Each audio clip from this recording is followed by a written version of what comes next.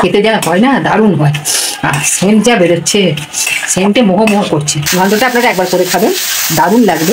দেখুন 1 কেজি মূলোতে 1 বাটি জল বেরোলো। মূলোতে লবণ দেওয়ার জন্য কত জল বেরিয়ে গেছে দেখুন। বেঙ্গলি মামা কিচেনে নিয়ে এসেছি আজকে শীতের স্পেশাল মূলোর ঘন্ট। এইভাবে আমরা বড় ফুটোটাতে কেটে নিচ্ছি। ছোটটা ফুটোতে কাটলে জল বেশি বেরিয়ে যাবে আর কাদা কাদাও হয়ে যাবে।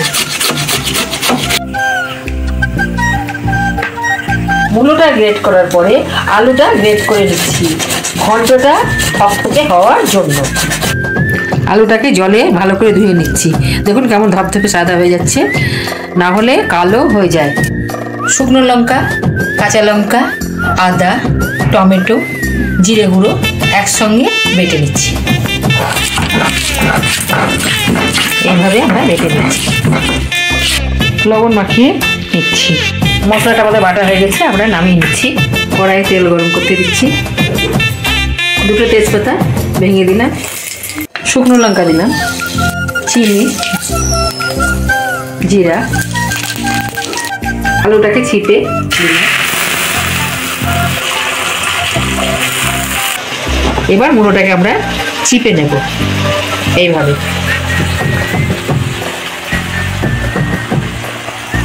আলুর মধ্যে আমরা ছেড়ে দিচ্ছি।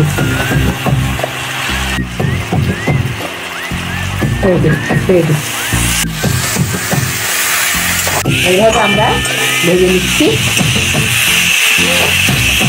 দেখুন কত সুন্দর লাগছে আপনি।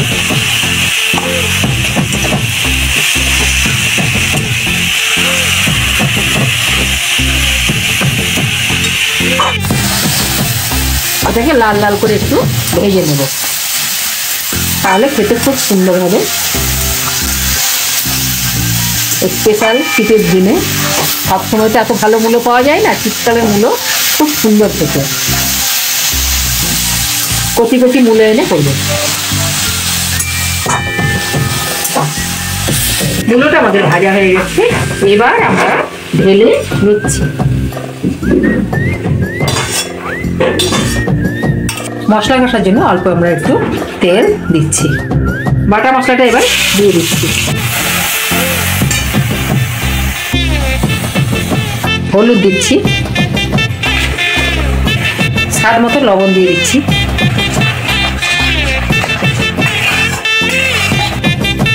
মশলাটাকে ভালো করে কষে নিতে হয়, না হলে মশলা থেকে কাঁচা গন্ধ বেরোবে। মশলাটাকে আমরা জল দিয়ে সেদ্ধ করে নিচ্ছি।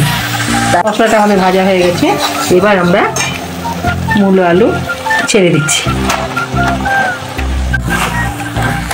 এইভাবে কষে নিতে হবে।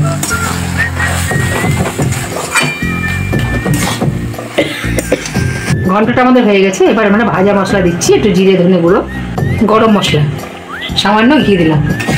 আপনাদের দরকার হলে একটু বেশি দেবেন, আমি অল্পই দিলাম, আমরা বেশি ঘি খাই না। এরকম রান্নাটা আমার পুরো কমপ্লিট হয়ে গেল। খেতে যা হয় না, দারুণ হয়। সেন্ট যা বেরোচ্ছে, সেন্টে মোহ করছে। এটা খেতে দুর্দান্ত স্বাদ।